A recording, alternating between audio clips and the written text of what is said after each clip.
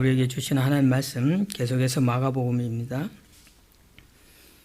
마가복음 12장 28절에서 37절까지 제가 가지고 있는 성경은 신약성경 76쪽과 77쪽이 있습니다. 마가복음 12장 28절에서 37절까지 하나님 말씀 소리내어 한 목소리로 함께 합독하십니다. 서기관 중 한 사람이 그들이 변론하는 것을 듣고 예수께서 잘 대답하신 줄을 알고 나와 묻되 모든 계명 중에 첫째가 무엇이니까? 예수께서 대답하시되 첫째는 이것이니 이스라엘아 들으라. 주 곧 우리 하나님은 유일한 주시니라. 내 마음을 다하고 목숨을 다하고 뜻을 다하고 힘을 다하여 주 너희 하나님을 사랑하라 하신 것이요. 둘째는 이것이니 내 이웃을 내 자신과 같이 사랑하라 하신 것이라. 이보다 더 큰 계명이 없느니라. 서기관이 이르되 선생님이여 옳소이다. 하나님은 한 분이시요 그 외에 다른 이가 없다 하신 말씀이 참이니이다. 또 마음을 다하고 지혜를 다하고 힘을 다하여 하나님을 사랑하는 것과 또 이웃을 자기 자신과 같이 사랑하는 것이 전체로 드리는 모든 번제물과 기타 제물보다 나으니이다. 예수께서 그가 지혜 있게 대답함을 보시고 이르시되 내가 하나님의 나라에서 멀지 않도다 하시니 그 후에 감히 묻는 자가 없더라. 예수께서 성전에서 가르치실 때 대답하여 이르시되 어찌하여 서기관들이 그리스도를 다윗의 자손이라 하느냐. 다윗이 성령에 감동되어 친히 말하되 주께서 내 주께 이르시되 내가 내 원수를 내 발 아래 들 때까지 내 우편에 앉았으리라 하셨도다 하였느니라. 다윗이 그리스도를 주라 하였은즉 어찌 그의 자손이 되겠느냐 하시니 많은 사람들이 즐겁게 듣더라. 아멘. 함께 읽은 본문 말씀을 통해서 예수는 다윗의 주, 곧 그리스도시다 라는 제목으로 함께 말씀의 은혜를 받도록 하겠습니다. 오늘 본문은 지난 시간과 또 그 이전 시간에서 우리가 계속 마가복음 11장부터 살펴왔듯이 우리가 계속 마가복음 2024년도에 새해 첫 주부터 마가복음 말씀을 살피고 있는데 11장에서부터 보면은 예수님께서 이제 예루살렘 십자가를 지시기 바로 직전에 예루살렘으로 입성하신 상황에서 계속해서 여러 도전을 받는 내용들이 나옵니다. 그 시간적으로 얘기하자면은 일주일 중에 화요일쯤에 해당하는 시간인데, 먼저는 예수님께서 성전에 대해서 청결하는 그 사건을 통해서 제사장 그룹들이 예수님에게 도전하여 당신이 무슨 권위로, 누가 그런 권위를 줬기에 그런 행사를 하느냐 하면서 권위에 대한 도전을 하고, 이어서는 또 바리새인들과 헤롯 당원들이 예수님을 찾아와서 예수님을 시험하여서 어떤 시험을 하느냐 하니까 세금을 가지고 세금을 내야 되느냐 말아야 되느냐라는 그런 질문으로 예수님 곤란하게 만들려고 했지만 예수님의 지혜로 동전으로 이 문제를 해결하는 그런 내용. 그러고 나서 지난 시간에 우리가 또 봤던 또 다른 그룹이 뭐냐면 지난주엔 사두개인이 부활에 관해서 부활이 없다 하면서 부활을 믿지 않는 자들이 부활에 관해서 또 예수님을 도전하는 그런 내용이었습니다. 자, 오늘은 또 다른 그룹인 이 서기관에 관하여 말씀이 이어지고 있는데, 이 서기관이 예수님에게 도전하는 마음으로 이렇게 먼저 서기관 중 한 사람이 그들이 변론하는 것을 듣고, 여기서 얘기하는 그들이 변론했다는 것은 앞에 사두개인들이 예수님과 함께 변론하는 그런 내용을 두고 얘기하는 겁니다. 변론하는 것을 듣고 예수께서 잘 대답하신 줄 알고 나와 묻되, 또 이제 계명에 관해서 묻게 되는데, 이 서기관들이 계명에 관해서 묻는 이유는 이들이 이제 계명을 가르치기도 하고 또 그것을 기록도 하면서 이 서기관이라는 사람들은 하는 일이 이제 계명에 관련된 일을 하는데, 특히 이것을 질문하는 이유는 서기관들이 생각할 때 이스라엘 백성들이 지키고 있는 여러 계명 중에, 그리고 그 계명에 따른 규례 중에 어떤 것이 가장 귀하고 어떤 것을 가장 먼저 지켜야 되느냐라는 그런 옳고 그름에 대한 그런 평가름을 가지고 질문을 하게 됩니다. 살펴보면은 율법에 있는 금지에 관한 규정이 365가지. 그러니까 1년 365일, 이 1년에 해당하는 숫자만큼의 금지에 해당에 대한 율법이 있습니다. 그런가 하면은 긍정적인 거, 그러니까 뭐를 해야 한다라는 부정적인 거, 금지는 하지 말라는 거잖아요. 어떤 것은 해야 된다라는 그런 취지에서의 규례가 율법이 248가지. 이것은 몸에 신체에 있는 모든 몸 지체 하나하나의 가지수를 248가지다라고 이렇게 얘기하고 있습니다. 그래서 합하면 613가지의 이 규례, 율법, 계명이 있는데 이 서기관들은 이것에서 어떤 것이 더 귀하고 어떤 것은 좀 덜 귀하냐 이런 것을 구분해서 이것에 대해서 좀 대답하는 예수님의 그런 대답을 보고 책 잡으려고 사실은 오늘 본문에는 서기관들이 예수님을 시험하고자 라는 말이 빠져 있지만 똑같은 본문에 마태복음에 보면은 이 서기관들이 예수님을 시험하고자 하여 이렇게 이 질문을 하게 된 내용이 나오고 있습니다. 마태복음 22장에 보면은 그런 내용이 나오는데 어쨌든 서기관이 질문하는 이 질문에 무엇이 계명의 첫째가 됩니까? 라는 이 질문에 예수님께서 대답하실 때 첫째는 이것이니 하면서 신명기 6장 4절의 말씀을 인용하여서 이스라엘아 들어라. 주 곧 우리 하나님은 유일하신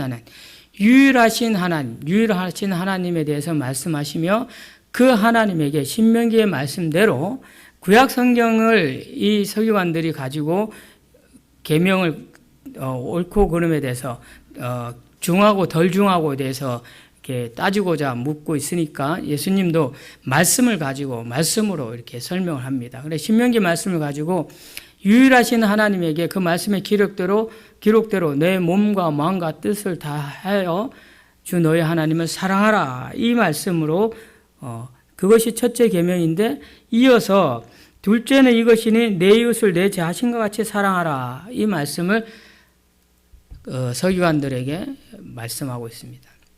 그런데 여기서 우리가 중요하게 알아야 될 것은 서기관들이 묻는 그 의도대로 하나님을 향한 유일하신 하나님을 향한 사랑이 가장 큰 첫 번째고 그 다음 두 번째가 이웃을 내 몸같이 사랑하는 것이다 라고 첫 번째 두 번째에 이 옳고 그름 귀하고 덜 귀함의 순서로 첫 번째 두 번째가 아니라 설명하는 나열식의 1번, 2번인데 이것은 동일하다라는 것이 이와 같이란 말로 설명하고 있습니다. 다시 말씀드리면 서기관들이 어떤 것이 계명이 귀한 것이고 어떤 것은 좀 덜 귀하고 어떤 걸 먼저 지켜야 되냐 하는 것에 대해서 질문하는 이 서기관들의 질문에 예수님은 하나님을 사랑하는 것을 마음과 뜻과 정성을 다해서 내 목숨까지 바쳐서 하나님을 사랑해야 되는데 그만큼 이웃도 내 몸과 같이 사랑해야 된다. 이것을 말씀하고 있습니다.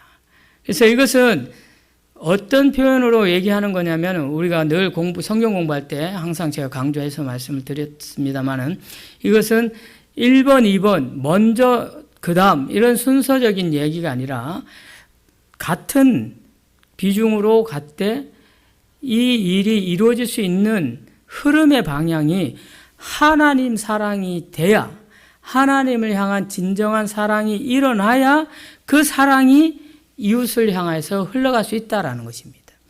뿐만 아니라 하나님으로부터의 사랑을 받고 하나님으로부터의 은혜 공급이 됐을 때 그 은혜가 이웃으로 흘러갈 수 있다라는 것을 설명하는 내용이 이런 내용입니다. 먼저 1번이 이거고 2번 그 다음 순번은 이거고 그래서 중요한 것은 1번 조금 덜 중요한 것은 2번 이런 의미가 아니라 동일한데 이 흐름의 방향은 하나님으로부터 먼저 사랑을 받고 은혜를 받고 또한 하나님과의 관계가 있을 때 이웃을 사랑할 수 있다라는 것입니다. 때문에 우리는 누군가를 위해서 섬기고 사랑하는 것은 그 사람이 어떤 아무런 이유와 조건, 대가 없이 그야말로 저 어떤 대상을 두고 사랑하고 섬기고 아낌없이 베풀 수 있는 그 마음은 사실은 하나님을 향한 사랑이 지극히 스며들어 있는 사람의 행동이라는 것을 보여주는 거랍니다. 보여주는 것이라는 것을 말씀하고 있습니다. 왜냐하면 우리 인간이 가지고 있는 근본적인 죄악의 본성이 조건 없이 이유 없이 설명함 없이 대가 없이 누군가에게 마냥 퍼줄 수 있는 그런 존재가 되지 못합니다. 그것이 인간이 가지고 있는 한계고 죄악됨인데, 그러나 우리 안에 하나님의 사랑이 가득 담겨져 있다면, 위로부터 들어오는 은혜와 사랑이 있다면 그것이 끊임없이 흘러갈 수 있다라는 것이 바로 하나님을 사랑하고 이웃을 사랑하라라는 설명으로 말하고 있습니다. 자, 그런데 마태복음과는 달리 이 마가복음에서는 예수님이 그렇게 말씀을 하시니까 이 서기관 중에 한 사람이 선생님 옳소이다 이러고 하면서 예수님의 가르침에 대해서 동의하면서 반색을 모습을 보여줍니다. 하나님은 한 분이시요 그 외에 다른 이가 없다 하신 말씀이 참입니다 라고 이렇게 말하는데, 예수님은 신명기 4장 6절의 말씀을 가지고 설명을 했어요. 그런데 이 사람은 신명기 4장 35절의 말씀을 인용해서 하나님은 유일하신 하나님, 이 부분에 대해서 다른 신은 없다라고 또 부연 설명을 자기가 굳이 합니다. 무슨 말이냐면 이 서기관들은 제가 앞에 설명드린 것처럼 율법을 가르치고 율법을 연구하는 사람들이라고 했습니다. 그렇다 보니까 자기도 하나님에 대해서 신명기 말씀을 잘 알고 있다라는 것을 은연중에 자기 자신을 얘기하고 있는 겁니다. 그럼에도 불구하고 또 하나 더 추가적으로 또 마음을 다하고 지혜를 다하고 힘을 다하여 하나님을 사랑하는 것과 또 이웃을 자기 자신과 같이 사랑하는 것이 전체로 드리는 모든 번제물과 기타 제물보다 나았다라고 예수님이 말씀하지 않은 예수님의 말씀의 그 의미와는 조금 다르게 부연 설명을 하면서 예수님 당신의 말이 이 선생으로서 여기는 거죠. 랍비여, 이스라엘 백성들이 지금 많이 따르고 있는 선생된 예수 당신의 말이 참으로 옳다. 근데 그 말은 다 성경에 기록되어 있는 말이고 그 성경에 기록된 말도 내가 역시 아는데 그것이 맞다, 인정한다라고 이렇게 얘기하는 거예요. 자, 그랬는데 예수님은 거기에 대다 뭐라고 얘기하고 있냐면은 예수께서 그가 지혜 있게 대답함을 보시고, 예수님도 역시 그가 지혜롭게 대답했다는 것을 인정해 주는데, 여기서 우리가 착각하기 쉬운 말씀, 이 부분에 대해서 잘 이해를 해야 되는데, 지혜 있게 대답함을 보시고 이르시되 내가 하나님의 나라에서 멀지 않도다. 이 서기관이 예수님의 말씀하심에 동의하고 또 자기가 지혜롭게 자기가 아는 성경을 가지고 반응을 하니까 예수님께서 이 서기관을 구원해 주셨나 보다, 이런 생각을 할 수 있을 것입니다. 내가 하나님 나라와 멀지 않다 이렇게 표현했기 때문이죠. 그래서 저도 이 말이 원어의 의미와 또 영어로 번역된 의미가 이게 어떤 의미인가를 여러 주석을 찾아봤어요. 이게 정말 이 상황에서 이 서기관이 구원을 받은 건가라는 생각이 없지 않아 있었기 때문에 찾아봤단 말이에요. 근데 하나님 나라와 가까이 근접해 있지만 하나님 나라 안에 있다라고 표현하지 않았다는 거예요. 그러면 하나님 나라 안에 있다라고 즉각적인 구원의 모습은 예수님께서 친히 보여준 내용이 있는데, 그게 무엇이냐면은 십자가 지시에서 당시에 한편의 강도, 당신이 이르는 그 나라에 나를 기억해달라. 그렇게 그가 자신의 죄를 고백하면서 당신 주가 임하는 그 나라, 그를 예수를 하나님 주로 고백하는 그 강도를 두고 예수님은 뭐라고 했냐면은 오늘 내가 나와 함께 낙원에 있으리라. 바로 구원이 이루어졌다는 거예요. 근데 이 사람은 예수를 여전히 자기가 서기관, 성경을 잘 아는 성경 박사로서 다른 본문에 누가복음에는 율법학자라고 이 서기관을 표현하고 있는데, 그러니까 이만큼 이 율법에 대해서, 구약 성경에 대해서 잘 아는 그 학자가 한편으로는 자기 지식을, 자기가 알고 있는 것을 과시하는 부분도 있겠지만, 어쨌든 그 입장에서 또 다른 어떤 하나의 율법 선생님, 성경을 가르치는 선생님 같은 예수라는 이 청년이 옳은 말을 하는구나의 동의 정도로 보는 거라는 겁니다. 그 정도 가지고는 온전한 구원이 이루어지지 않는다는 것을 우리는 알 수 있습니다. 무슨 얘기냐면, 제가 오늘 본문을 이어서 이 두 번째 단락까지 연결해 붙인 이유가 이제부터 설명돼서 나올 건데, 우리가 아는 지식으로 가지고, 우리가 성경을 이해하는 정도 가지고 구원이 이루어진다? 그러면은 내가 성경 공부 많이 하고 성경에 대해서 연구 많이 해서 지식이 높으면 구원이 이루어지고, 성경을 잘 모르고, 그래서 이게 무슨 말인지 이해가 안 되고, 그래서 긴가민가 하면은 구원이 안 이루어지고 이런 것인가? 아니라는 거예요. 내가 하나님 나라와 가까워졌다라고 선언하는, 이 선포하는 선언적 능력은 하나님 되시는 예수님에게 있다는 거예요. 내가 지금 나와 함께 낙원에 있으리라, 내가 지금 바로 구원을 받았다라고 선언하는 분은 예수님, 하나님이시라는 거예요. 그러니 구원을 주시는 이도 하나님이시고, 구원에 네가 가까이 와 있지만 아직 근접한 정도지 온전히 구원이 이루어지지 않았다는 것도 선언하는 것도 하나님이시라는 거예요. 그래서 예수님께서 이어서 설명을 또 합니다. 35절 함께 보겠습니다. 35절, 예수께서 성전에서 가르치실 때 대답하여 이르시되 어찌하여 서기관들이 그리스도를 다윗의 자손이라 하느냐. 이 서기관들은 그리스도를 다윗의 자손, 메시아, 그러니까 구약에는, 구약 성경의 히브리어로는 메시아라고 표현하지만 신약 성경 헬라어는 그리스도라고 표현하는데 똑같은 말입니다. 같은 뜻, 기름 부음 받은 자란 뜻을 가진 같은 말입니다.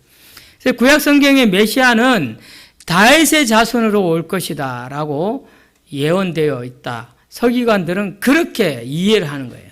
자, 그래서 이 이스라엘 백성들의 메시아가는 다윗 왕가에서 나오는 자손이 다윗의 왕권을 회복해서 지금 우리가 속박당하고 있는 이 로마로부터의 압제에서 해방되고 우리의 힘든 이 어려운 궁핍함이 해결되는 그런 절대 군주, 강력한 힘을 가진 왕이 다윗의 자손을 통해서 올 것이다. 그가 우리의 메시아다.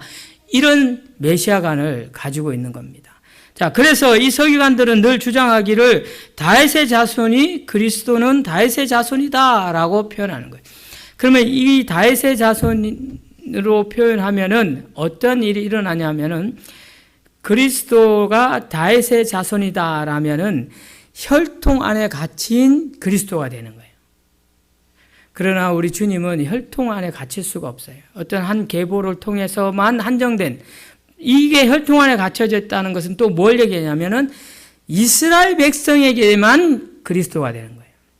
사역적인 면에서는 이스라엘 백성들에게만 하는 그리스도고, 또 혈통적으로는 다윗의 계보에서만 나는 그런 인간적인 그리스도다라는 것이 바로 이 다윗의 자손, 그리스도는 다윗의 자손이라고 얘기하는 이 서기관들의 주장인 겁니다. 그래서 예수님이 그 서기관들을 두고 이렇게 얘기하는 거예요. 어찌하여 서기관들이 그리스도를 다윗의 자손이라 하느냐. 다윗이 성령에 감동되어 친히 말하되 주께서 내 주께 이르시되 내가 내 원수를 내 발 아래 둘 때까지 내 우편에 앉았으리라 하셨도다 하였느니라. 여기서 말하는 주께서, 내 주께, 이 주께서가 바로 그리스도, 메시아를 두고 말합니다. 그 주가 말씀하시는데 내가, 그러니까 주께서, 그리스도가 내가 너의 원수, 다윗 너의 원수를 너의 발 아래 둘 때까지 내 우편에 앉아 있으리라. 앞서 있는 주께서는 하나님을 직접적으로 표현하고 있다면은 그 다음에 뒤에 있는 주는 그리스도인데 곧 하나님이라는 것을 말하는 겁니다. 그리스도, 그가 하나님 우편, 그러니까 내 우편에 있을 것인데 너의 원수들을 내 발 아래 둘 때까지 내 우편에 있을 것이다. 이 말이에요. 나와 함께 있을 것이다. 곧 나와 함께 있는 이 그리스도인은 곧 나의 아들 예수, 그는 곧 성자 하나님이다. 이걸 얘기하는 거예요. 그러니 예수님께서 얘기하기를 37절에 다윗이 그리스도를 주라고 하였는데 어찌 그의 자손이 될 수 있겠느냐, 이렇게 말하는 거죠. 제가 오늘 이 본문을 두 달락을 함께 살피고자 하는 이유가 여기에 있습니다. 사랑하는 여러분, 예수님을 많은 부분 세상 사람들은 그냥, 제가 제주도에 종단협의회라고 있어요. 종단협의회. 그러니까 모든 제주도 내에 있는 종교들 단체 협의회가 있습니다. 제가 거기에 또 속해 있는데 어쩌다 보니까 거기에 뭐 별 관심이 없는데 뭐 이렇게 임원이 돼서 한번 모임에 참석한 적이 있었는데, 원불교, 불교, 그다음 천주교, 기독교, 여기 네 종단이 모여서 행사를 해요. 제주도의 평화를 위해서 뭐 그런 행사를 하는데, 심지어 캐톨릭도 그냥 예수를 불교의 어떤 석가모니, 원불교의 그 이름 모르겠다. 하여튼 뭐 있어요. 원불교 창시자. 어떤 종교 창시자 정도로만 생각하는 거예요. 세상 사람들은 그렇게 봅니다. 그런데 안타깝게도 교회 안에서도 예수님을 온전히 완전하신 하나님으로 여기지 못하고 정말 훌륭하신, 우리에게 모든 삶의 본을 보여주신 그런 선생님과 같은 그런 마음으로 예수님을 따르는 그런 교인들도 많이 있습니다. 때문에 필요에 의해서 예수님을 내 편에 두기도 하고, 또 내가 세상적으로 분주하게 또 바쁘게 열심히 살아야 될 때는 예수님이 하나님인지 인식하지 못한 채 예수님하고 관계없는 생활을 한다라는 것이죠. 한번 생각해 보세요. 예수님이 곧 하나님이시죠. 그러면 이 예수님에게 앞부분 앞달락 서기관이 첫째 계명, 둘째 계명 물어본 것처럼 이 예수님이 하나님이라면, 예수님은 온전히 하나님으로 우리가 믿는다면 바로 몸과 마음과 뜻과 정성, 심지어 목숨을 다해서 그 하나님을 섬겨야 돼요. 그 하나님 말씀의 가르침에 순종해야 되고, 그 가르침에 순종하는 것이 조건도 이유도 보상도 없이 대가도 바라지 않고 그냥 이웃을 사랑으로 섬기는 겁니다. 이게 기독교의 가르침이에요. 기독교의 정신이고. 그런데 저를 비롯해서 우리가 많은 한국 땅에 뭐 세계 열방 가운데서도 그리스도인이라고 하는 많은 사람들, 저는 이 부분에 있어서 왜 세계 열방 가운데서도 참 안타깝게 이 부분에 대해서 한번 짚자고 생각하냐면, 제 동기들이나 또 선후배들, 제가 아는 많은 선교사님들이 있습니다. 안타깝게도 선교사님들이, 제가 이 설교가 유튜브를 통해서 나가겠죠? 그러나 뭐 제가 거짓되고 없는 얘기 하는 거 아니니까, 저도 이게 단기 선교나 청년들 데리고 선교지에 한 번씩 우리 동기들이나 선배들, 후배들 선교하는 데 가보면 정말 오지에서 이 말씀대로 이렇게 살아내는 선교사님들이 있는가 하면은, 선교를 파송하기 위해서는 한 달에 최소 300만 원 이상의 후원금이 모금이 돼야 파송을 해줍니다. 그 말은 그 300만 원이란 돈은 동남아 또는 아프리카 뭐 이런 데 가면은 그야말로 상류층의 삶을 누리고 있습니다. 그럼에도 불구하고 그들은 헌신된 삶을 살겠노라, 이국 땅에 가서, 낯선 땅에 가서 그렇게 자신의 젊은 날을 희생한다라고 얘기하지만, 어쩌면 성경 말씀을 가지고 자기의 어떤 편의를 위해서 사용하고 있지 않느냐. 목사도 마찬가지예요. 저도 저의 필요에 의해서 이 말씀을 가지고 인용하고 있지는 않는가. 오늘 이 본문 말씀을 일주일 내도록 묵상하면서 참 그런 생각 많이 하겠습니다. 예수가 주고 그 주라는 것은 하나님이시다 뿐만 아니라 내 삶의 주인이라는 고백이에요. 예수님이 내 삶의 주인인데 왜 맨날 나는 내 생각으로 판단하고 행동하지? 저 자신을 두고 하는 말입니다. 많은 그리스도인들이 그렇게 하고 있지 않은가를 생각하게 합니다. 심지어 다윗도 메시아를 지금 다윗이 메시아라고 하는 이 메시아는 그리스도는 오지도 않은 메시아예요. 아직 다윗의 시대에 오지도 않은 메시아. 그럼에도 다윗은 그를 주라고 주인, 하나님, 로드라고 고백을 하는 거예요.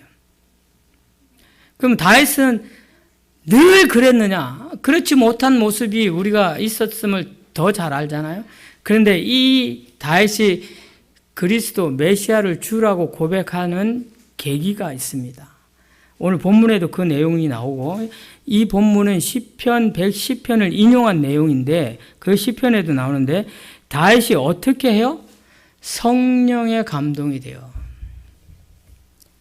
사랑하는 여러분, 우리가 저도 이렇게 때로 성령의 감동받지 못하고 내 지식과 경험으로 행동하고 판단할 때가 참 많은데 때로 우리가 성경을 읽을 때도 그냥 읽을 때가 있고 성령의 감동이 사로잡혀서 막 말씀이 막 너무 한 시간이 너무 짧다 느낄 정도로 계속 말씀 속에서 말씀을 막 헤엄치고 다니는 그런 성령의 이끌림 받을 때를 경험해 보셨을 겁니다. 뿐만 아니라 제가 오늘 아침에도 찬양하는데 힘들고 지쳐 평소에 내가 힘들고 지치니까 막 그런 찬양을 부르면 때로 위로가 되고도 하는데 어떨 때는 정말 성령의 감동이 들어서 힘들고 지쳐의 그 가사에 마음이 무너져서 자기 연민에 빠지는 것이 아니라 힘들고 지쳐 낙마하고 넘어진다 하여도 이어져 나오는 그 하나님의 음성과 같은 가사, 멜로디, 너는 내 아들이라. 내가 너를 낳았다. 이런 고백, 찬양의 고백이 성령의 감동이 되어서 불러질 때 이게 참 삶을 풍요롭게 해주고 기쁨으로 채워주고 결단하게 하는 그런 성령의 감동이 주어진다는 거죠. 그래서 다윗도 바로 이 성령의 감동을 받아서 그 메시아, 그를 주라고, 하나님이라고, 나의 주인이라고 고백하게 되었다라는 것입니다. 오늘 주보에 제가 본문 사도행전 2장 36절을 함께 표시해놨는데 사도행전 2장 36절에 보면은 성령의 감동을 받은 베드로가 이 유대인들을 두고 붙잡아 놓고 설교하는 내용입니다. 그 설교 내용 중에 한 부분이 이런 말이에요. 이스라엘아 너희들 들어라. 예루살렘에 있는 자들아 들어라 하면서 너희가 십자가 못 박혀 죽인 그 예수를 하나님이 주와 그리스도 되게 하셨다라고 성령에 사로잡힌 베드로가 선언적으로 선포하는 겁니다. 사랑하는 여러분, 우리는 수도 없이 인간적인 생각에 매몰되어서 판단하고 행동할 때 너무 많습니다. 그러면서도 우리는 그리스도인이다, 하나님 자녀다라고 하죠. 그러나 그렇다 해도 낙심하지 마시고 좌절하지 말라고 오늘 찬양도 그렇고 말씀도 우리에게 도전해 주시는 것은 성령의 감동을 받으면 된다. 너희들이 성령에 사로잡히면 된다.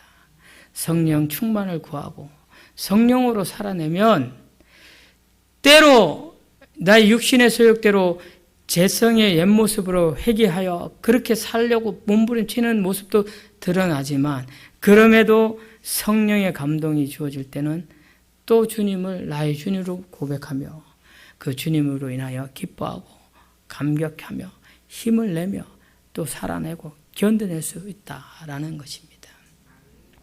저와 여러분이 참 부족하지만 날마다 성령의 힘을 구할 수 있도록 성령의 능력에 사로잡혀 살 수 있도록 말씀 묵상과 기도의 시간, 기도의 자리를 놓치지 않는 그런 복된 인생 되기를.